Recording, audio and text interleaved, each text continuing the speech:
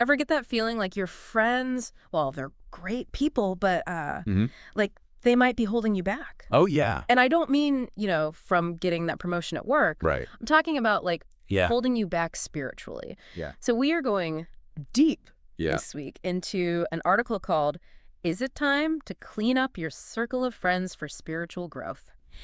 And let me tell you, it gets pretty real. Wow. Yeah. That's a powerful idea, isn't it? Yeah. We often kind of think about those things separately, Yeah. our spiritual lives and then our friends. But the reality is Totally. our relationships have a huge role in our faith journey. It's amazing Sure. how the people we surround ourselves with impact everything. Right. From our daily habits to Totally. our core beliefs. Okay, so this article jumps right in, right? Okay. With these strong words from the Apostle Paul. Okay.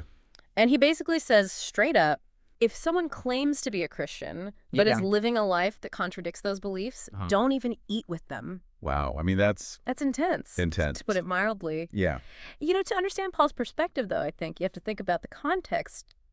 He was writing to these early Christian communities who were really brand new. Yeah, trying to find their footing. Yeah. In a world that wasn't exactly Embracing them. Yeah, embracing their beliefs. Right. So it wasn't about judgment so much as it was about Okay. protecting the spiritual well-being of the entire community. So it's not about being exclusive No, not at all. or writing people off. It's about recognizing the power of influence. Okay. Think about it like a garden. Okay. You wouldn't plant a delicate rose bush Yeah. right next to a patch of aggressive weeds. Interesting. Those weeds would compete for resources. They'd crowd the rose bush and ultimately stunt its growth. Oh, wow. And our friendships can be like that too. Okay. Some relationships nourish us, Yeah. while others might drain our energy and hinder our spiritual progress. Okay, I love that garden analogy really paints a picture. Yeah. So how do we figure out, Right. which friendships are more like the weeds Yeah, good question. and which ones are like, a beautiful sunflower? Well, there's some signs you can look for. Yeah. Do you consistently feel drained or negative Yeah. after spending time with certain friends? Oh, for sure.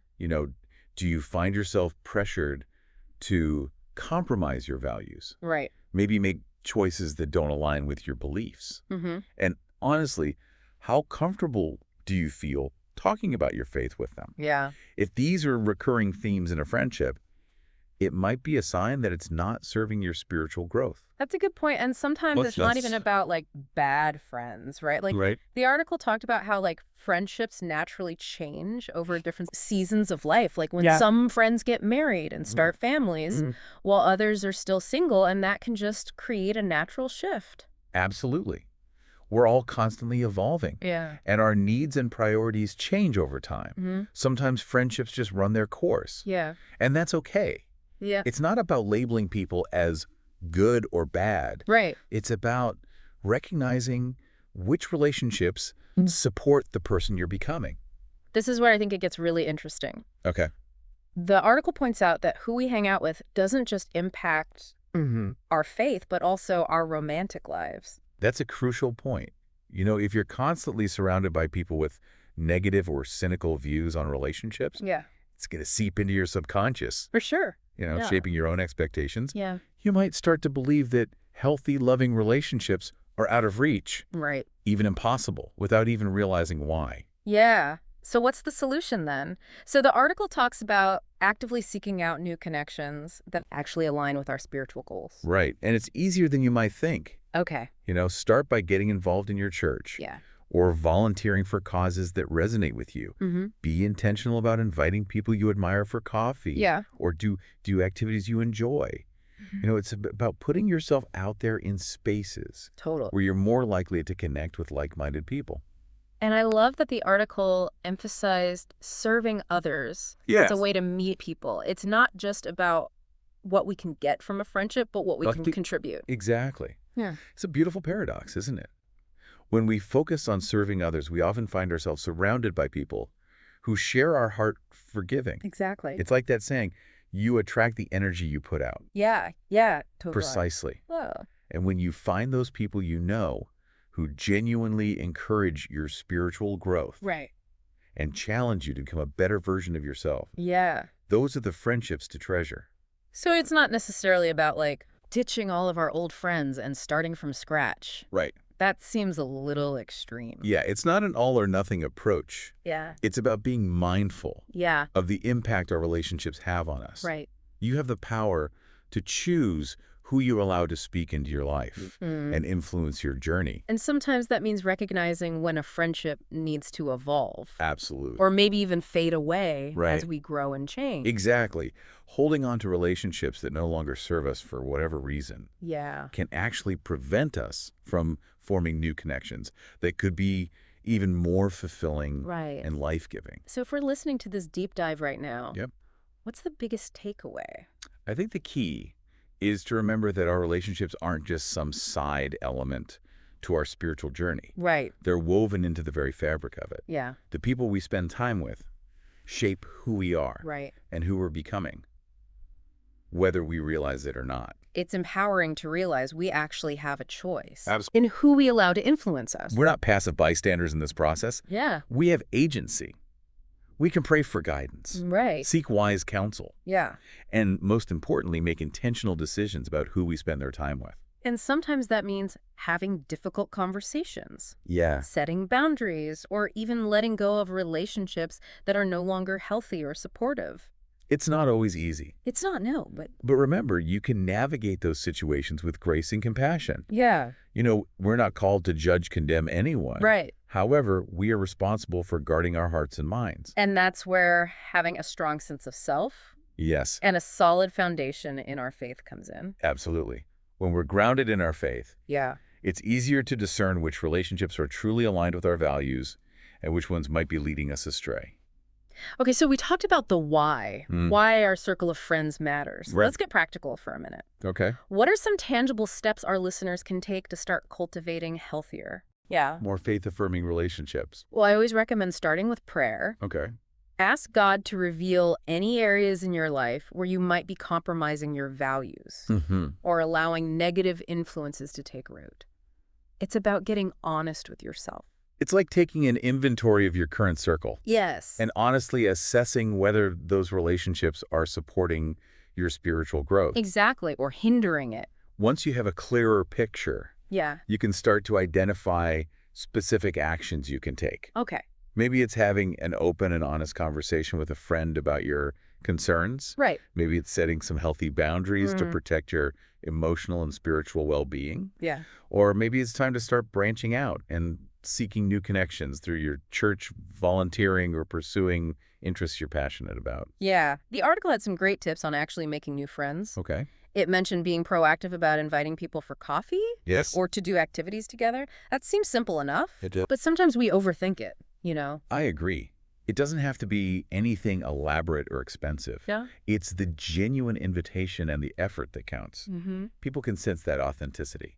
Yeah. And sometimes just putting ourselves out there, even in small ways, can lead to some amazing connections. Absolutely. Yeah. Think about how many of your current friendships started with a simple conversation or a shared activity. Right. You never know where those initial sparks of connection might lead. Speaking of connections, Yeah.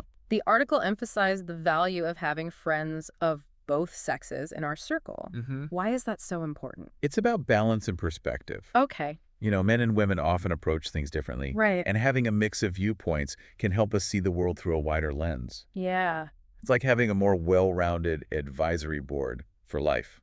I like that, an advisory board for life. Yeah. And I can see how having both male and female perspectives Yeah. could help us navigate challenges and make wiser decisions. Exactly. Yeah. It can also help us avoid some of the pitfalls that can come with having friendships exclusively with the same sex. Like what?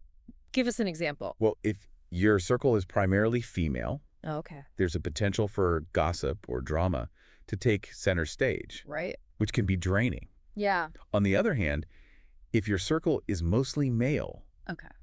you might miss out on the emotional depth and support that women often bring to friendships. Yeah. It's about finding that balance. So it makes sense. Having a mix of genders in our lives can help us develop healthier, more well-rounded relationships overall. Precisely. Plus, it's a fantastic opportunity to learn from and understand each other better. Right. You know, men and women are wired differently. Yeah. And having open and honest conversations with each other can help bridge those differences and build stronger, more compassionate relationships. So it's not about creating segregation within our circles, Right. but rather fostering a sense of unity and understanding. Exactly. We're all part of the same human family. Yeah. And we need each other to thrive.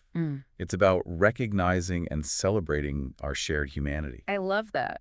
Okay, so we talked about having a mix of genders in our circle. Let's go back to those practical tips on making new friends. Okay. What else did the article suggest? It highlighted the importance of serving in the church Oh, okay. as a way to connect with like-minded people. Yeah. It's about finding a community where you can put your faith into action Yeah. and connect with people who share your values. It's like putting ourselves out there in a way that aligns with our passions and our desire to make a difference. And it creates natural opportunities for conversation and connection. Yeah. You're working side by side with people who are passionate about the same things you are. That's a great way to build trust and rapport organically. Absolutely. What other tips did the article offer? It reiterated the importance of proactively inviting people for coffee, meals, or activities. Taking that initiative shows genuine interest in getting to know someone better. And again, it doesn't have to be anything fancy or expensive. Right. It's the thoughtfulness and the intention behind the invitation that matters. Absolutely. It's about creating space for connection and conversation. Another point the article made was the importance of nurturing those new friendships. Right. Staying in touch, sending messages, offering encouraging words. It's easy to let those connections slip through the cracks if we're not intentional. Consistency is key in building any relationship. For sure. You have to be intentional about staying connected, showing up for each other, and making an effort to deepen the bond. And it's not just about like grand gestures. Right. It's the little things that often mean the most. Like a quick text message, a thoughtful gift, a listening ear when someone needs to vent. Those are the actions that build trust and intimacy over time. So true. And keep in mind, building new friendships often feels a bit awkward or uncomfortable at first. Yeah. That's completely normal. Yeah. You know, we're putting ourselves out there, and that requires vulnerability. So that's where that courage to be authentic comes in. Exactly. Yeah. The article encouraged readers to set aside their pride, embrace the discomfort, and really invest in those new relationships. The rewards are well worth the initial awkwardness. Because true friendship is a gift, and it's something we should all strive to cultivate in our lives. It's part of what makes life meaningful. I couldn't agree more. Okay, we've covered a lot of ground in this deep dive. We have. We've talked about the importance of cleaning up our circle, the impact of our relationships on our spiritual growth, and even practical steps for building new, more fulfilling connections. Yeah. What are some final thoughts you want to leave our listeners with today? I think the most important thing is just to remember you're not alone in this journey of cultivating these meaningful relationships. Yeah, but that's comforting to know that we have a support that. system. Yes. Even when we're trying to figure out who should be in that support system. Exactly. God is with you every step of the way, guiding you, leading you, and providing for your needs. And that includes bringing the right people into your life at the right time. He's like the ultimate networker. I love that. Always connecting us with people who can enrich our lives. And remember, He wants you to have healthy, life-giving relationships that support your faith and encourage you to become the best version of yourself. So don't be afraid to kind of take a step back, assess your current circle, and make any necessary changes. It's not about being judgmental. It's about being intentional with your time and energy. Absolutely. And remember, even small steps can make a big difference over time. Right. You don't have to overhaul your entire social life overnight. Yeah. Just start with one small intentional action. So as we wrap up this deep dive, I want to challenge you, the listener, to think about one specific action you can take this week to nurture those life-giving relationships. That's a great challenge. It could be as simple as reaching out to someone you admire, sending an encouraging text to a friend, or just making a conscious effort to be more present and engaged in your interactions. The key is to be intentional and to take action. Don't wait for those perfect relationships to just magically appear. Right. Choose to cultivate the kinds of friendships that will nourish your soul and help you grow closer to God. And remember, even the smallest gestures of kindness and connection can have a ripple effect. Totally. A smile, a listening ear, a heartfelt compliment. Yeah. These things can brighten someone's day and plant a seed of hope and love. So go out there and be a light in the world. Spread love, be intentional with your connections. Yeah. And build a circle that reflects the beauty and grace of God. Beautifully said. Yeah. And never forget, you are loved, you are valued, and you belong. That's it for this week's Deep Dive. Thanks for joining us as we explored the power of our relationships and how they can impact our spiritual journeys. It's been a pleasure sharing these insights with you. Until next time, keep seeking, keep growing, and keep diving deep.